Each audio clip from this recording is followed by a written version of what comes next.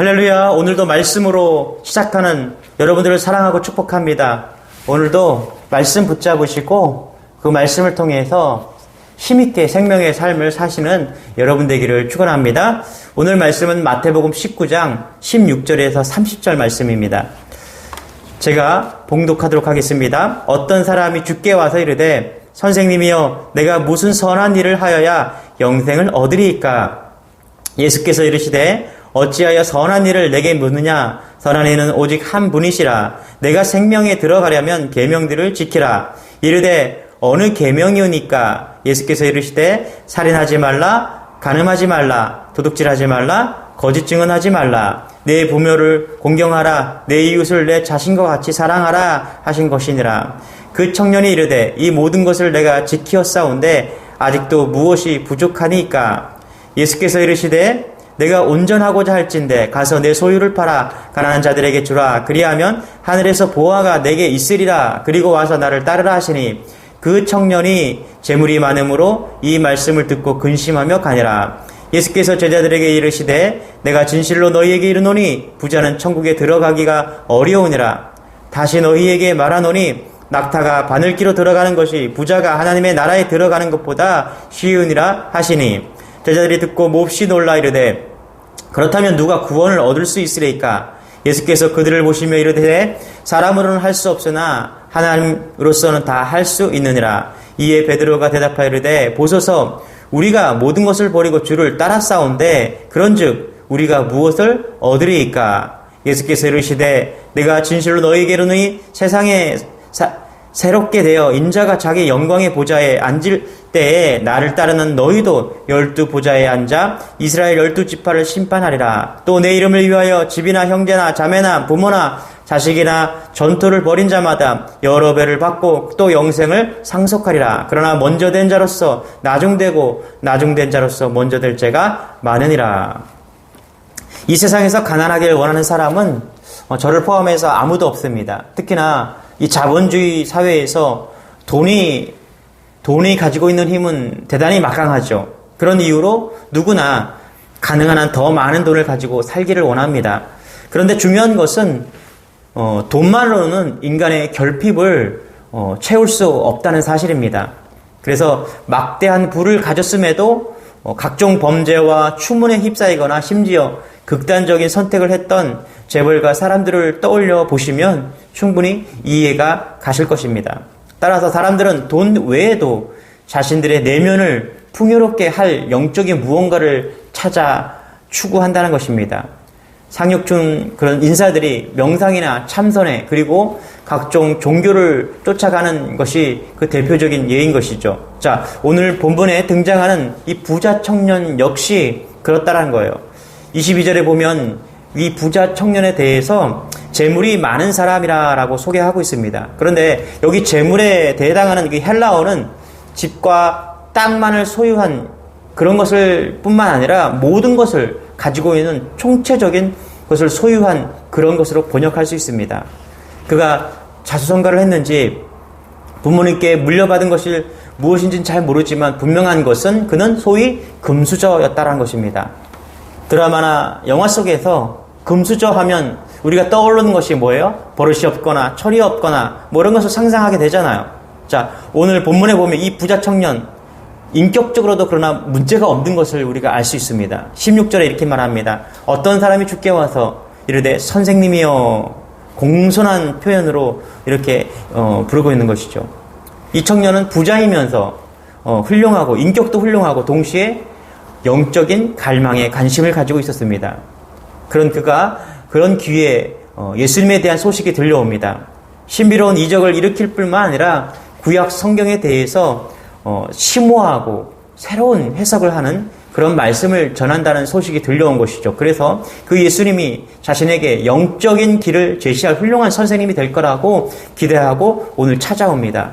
그것이 16절입니다. 와서 이렇게 묻습니다. 어떤 사람이 주께 와서 이르되 선생님이여 내가 무슨 선한 일을 하여야 영생을 얻으리이까? 부자 청년의 질문을 통해서 그가 궁극적으로 바로 영생, 즉 참된 생명을 누리는 것이 분명히 관심을 가지고 있음을 우리는 직감하게 됩니다. 그런데 동시에 그가 구원에 대해서, 영생에 대해서 오해를 하고 있음을 우리는 알게 됩니다. 바로 그 질문, 영생의 조건이 선한 일이라고 생각하는 것이죠. 내가 무슨 선한 일을 하여야 영생을 얻으리까? 아마 이 부자 청년은 유대교 가르침에 대해서 상당히 심취해 있었던 것으로 보여집니다. 그래서 그는 영생은 하나님으로부터 전적인 은혜로 오는 것이 아니라 선한 일, 다시 말해서 인간의 노력으로 이 영생을 얻을 수 있다라고 생각한 것이죠.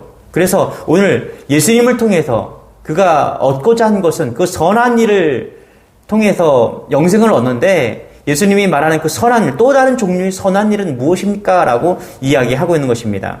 자, 우리는 이런 착각에 빠질 때가 많습니다. 마치 하나님을 우리의 생각에 가두어 버리는 그런 우울을 범할 때가 참 많습니다.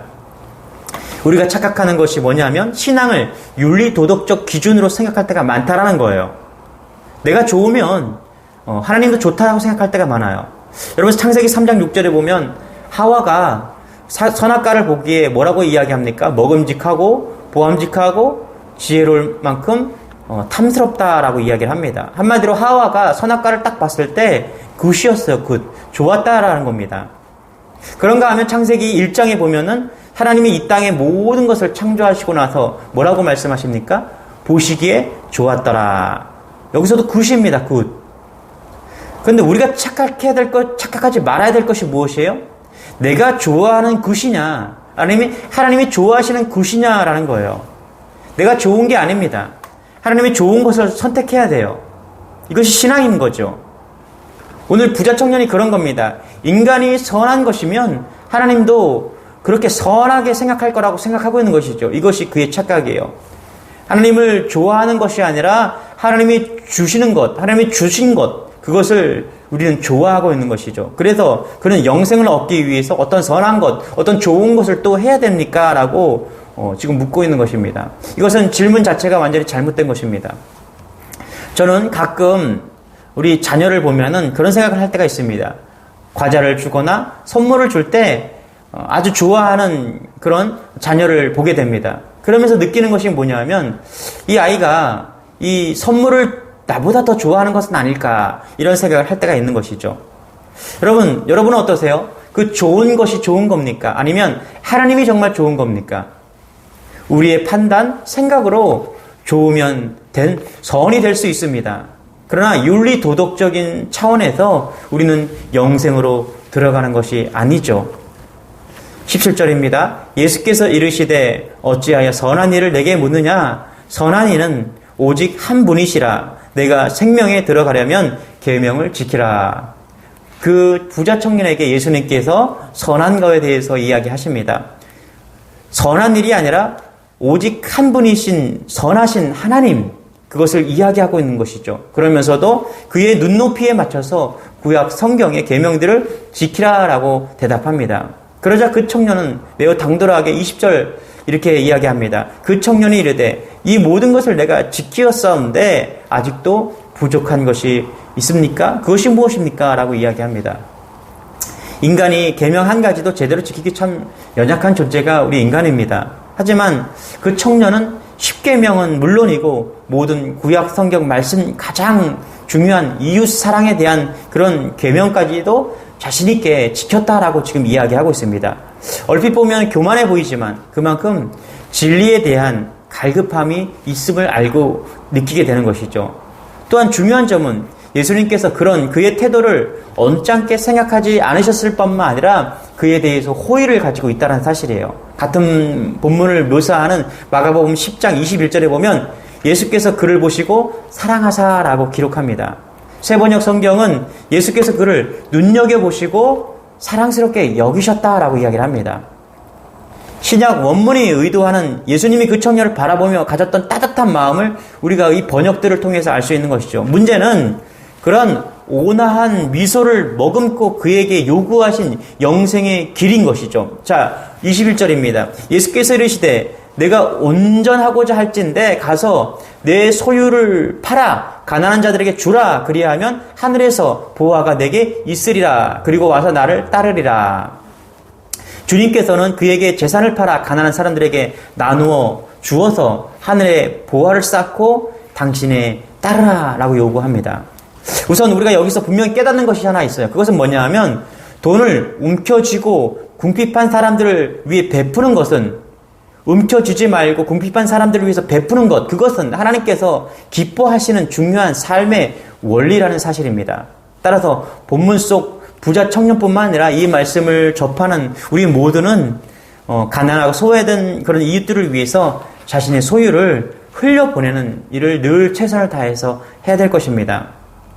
여러분도 먹고 사는데 지장이 없을 만큼 적당히 재산의 일부를 나누는 것에는 대부분 동의하실 겁니다. 물론 그 역시 마냥 쉬운 것은 아니지만 충분한 내면의 보상을 있기 때문에 우리는 그것을 해야 되고 또 의당 그렇게 살 수도 있습니다. 그러나 주님께서 이 부자 청년에게 요구하는 수준은 그 정도가 아닙니다. 소유에 대한 전적인 포기를 이야기합니다. 따라서 부자 청년은 영생의 기쁨을 누리기는커녕 도리어 근심하며 떠나갔다라고 21절에 기록합니다. 그 청년이 재물이 많음으로 이 말씀을 듣고 근심하며 가니라. 모두 내려놓고 예수님을 따르기에는 그가 가진 재물이 지나치게 많았어요. 그래서 주님은 그 모든 상황을 지켜본 제자들에게 부자와 하나님 나라의 사이의 관계를 설명하고 있습니다. 그러면서 24절에 뭐라고 이야기합니까? 너희에게 말하노니 낙타가 바늘기로 들어가는 것이 부자가 하나님 나라에 들어가는 것보다 쉽다라고 이야기를 합니다. 많은 재산을 가지면서도 하나님의 나라를 살아가는 것은 마치 낙타가 바늘귀에 들어가는 것과 같다라고 말씀하시는데, 우리는 많이 들어서 익숙해 잘 알고 있어서 그렇지만 이것이 상당히 충격적인 과장법으로 인해서 제자들을 깨우치고 있다는 것이죠. 다시 말하면 돈과 영생이 서로 얼마나 모순되는지를 명료하게 일깨우고 있는 것입니다. 그런데 제자들의 반응이 재밌습니다. 뭐라고 이야기합니까? 25절에 제자들이 듣고 몹시 놀라 이르되 그렇다면 누가 구원을 얻을 수 있으리까? 제자들은 몹시 놀라워하면서 그렇다면 대체 누가 구원을 얻을 수 있습니까? 라고 반문하는 것이죠. 우리 역시 마찬가지입니다. 솔직히 본문 속 예수님의 말씀에 어느 정도 거부감이 들 수 있습니다. 우리야 믿음이 있으니까 그러려니 하지만은 이 말씀을 처음 접하는 사람들은 어떨까요? 어찌 보면 은근슬쩍 헌금으로 인해서 신앙을 평가하고 과도한 금액을 교회에 바치라고 요구하는 그릇된 목회자를 연상시키기도 합니다. 심지어 전 재산을 팔고 합숙하면서 지내는 그런 이단 사이비 종교를 떠올리기도 합니다. 물론 예수님은 그런 분은 아니시죠. 혹은 경제적인 부분을 계급으로 나누어서 갈등을 해결하는 그런 공산주의는 더더욱 아닙니다. 그리고 또 우리가 알아야 될 것은 부자라고 해서 천국에 들어갈 수 없느냐? 그것도 아니죠. 오히려 부자들을 무조건 부정하는 그것이 더 나쁜 것이죠. 예수님의 무덤을 마련한 그 아리마대 요셉을 비롯해서 성경에도 어려운 부자들 많이 나옵니다. 그렇다면 도대체 부자 청년을 통해서 어떻게 우리는 영생을 얻을 수 있을까? 오늘 말씀의 핵심은 26절, 27절입니다. 같이 읽어볼게요. 예수께서 그들을 보시며 이르시되 사람으로는 할 수 없으나 하나님으로서는 다 할 수 있느니라. 이에 베드로가 대답하여 이르시되 보소서 우리가 모든 것을 버리고 주를 따라 싸운데 그런즉 우리가 무엇을 얻으리까? 27절에 답이 있는 것이죠. 우리가 모든 것을 버리고 주를 따라 싸운데 그런즉 무엇을 얻으리까? 무엇을 얻습니까, 여러분? 영생을 얻는 것이죠. 영생을. 내가 더 좋아하는 것보다 주님이 더 좋아하는 것을 따르는 것. 그것이 무엇이 되건 간에 내가 좋아하는 것보다 주님을 더 좋아하는 걸 따르는 것. 주님보다 더 내가 의지하는 그 무엇. 오늘 말씀에서는 그것이 부자였습니다. 그것이 물질이었어요. 나는 돈 많아요. 나 성공했어요. 나 인격이 좋아요. 나 생긴 것이 괜찮아요. 나 영생에 관심이 있어요. 그런 건 전부 다 부분적인 겁니다. 딱 하나 오늘 주님께서 말씀하시는 것은 무엇이냐면 자기 부인이 필요하다는 거예요. 자기를 부인하고 내가 의지하는 모든 것을 내려놓고 주님을 따르는 것. 이것이 영생을 얻는 길이다라고 이야기를 하고 있습니다. 여러분, 이게 쉬운 일입니까? 이런 가치관을 갖는 것이 쉬운 일이에요? 여러분, 성경은 믿음이라는 것은 가치관의 가치를 변화시키는 것입니다. 그런데 이런 가치를 갖는 것이 쉽나요? 여러분은 이제 예수를 믿고 나서 교회에 오고 나서 얼마나 쉽게 주일 헌금을 하기 시작했습니까? 혹은 예수를 믿고 나서 11조 생활을 얼마나 지나서야 할 수 있었습니까? 저는 예수를 믿고서도 상당한 시간이 지나서야 11조를 할 수 있게 되었습니다. 대학교 때는 용돈을 타면은 반드시 11조 생활을 해야 되는데 그렇지 못했어요. 할 때도 있었고 못할 때도 있었고. 그래요. 내 모든 것을 버리고 주님을 따랐다는 것, 철저한 자기 부인, 내가 죽고 오직 예수로 사는 것, 이건 쉬운 일이 아닙니다. 또 우리의 힘으로도 불가능합니다.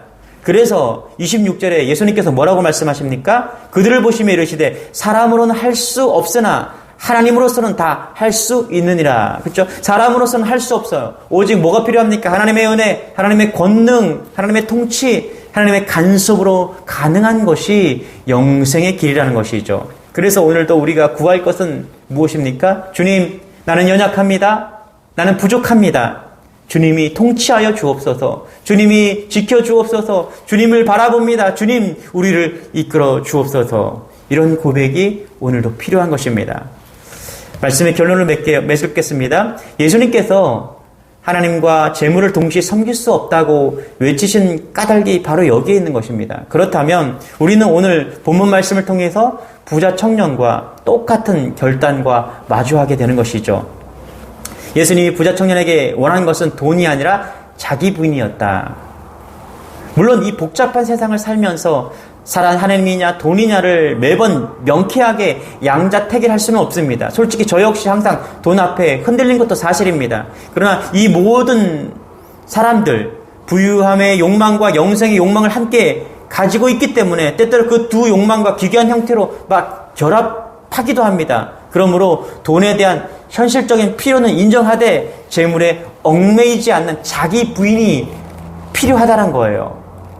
그것이 가능할 때 영생의 길을 얻을 수 있는 것이고 그것은 우리의 힘으로 되지 않기 때문에 십자가로 가능한 것입니다. 예수 그리스도의 십자가, 우리를 너무너무 사랑하기 때문에 우리를 위해서 십자가에 달리신 그 사랑만이 돈과 명예와 우리가 추구하는 모든 탐욕들을 이길 수 있는 것이죠. 다시 말해서 우리가 사랑하는 것보다 주님의 사랑은 더 크고 놀라운 것이죠.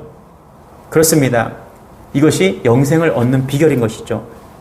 이와 같은 위대한 내려놓음과 자기 부인의 은혜가 사순절을 보내는 오늘 여러분과 여러분 모두에게 오늘도 함께 충만하게 넘치기를 축원합니다. 기도하겠습니다. 주님, 오늘 부자 청년을 통해서 우리가 영생을 얻는 방법을 정확하게 알았습니다. 우리가 가지고 있는 주님보다 더 사랑하는 것, 주님보다 더 의지하는 것, 그 모든 것을 내려놓고 주님을 따름으로, 나를 부인하고 주님을 따름으로 영생을 얻는 귀한 백성들이 되어지기를 소망합니다. 이런 믿음을 우리에게 허락하여 주시고 오늘도 믿음으로 나아갈 때 영생의 기쁨을 누리며 살 수 있는 우리 모두가 될 수 있도록 은혜를 더하여 주옵소서. 그래서 만나는 사람과 사건 속에서 영생을 소유한 자처럼 기뻐하고 감사하면서 오늘 누릴 수 있는 그런 믿음의 백성들이 다 될 수 있도록 함께하여 주옵소서. 돈보다 더 주님을 사랑한다고 고백하는 우리 모두를 축복하시며 오늘을 보호하여 주옵소서. 감사드리며 예수님의 이름으로 기도드리옵나이다. 아멘.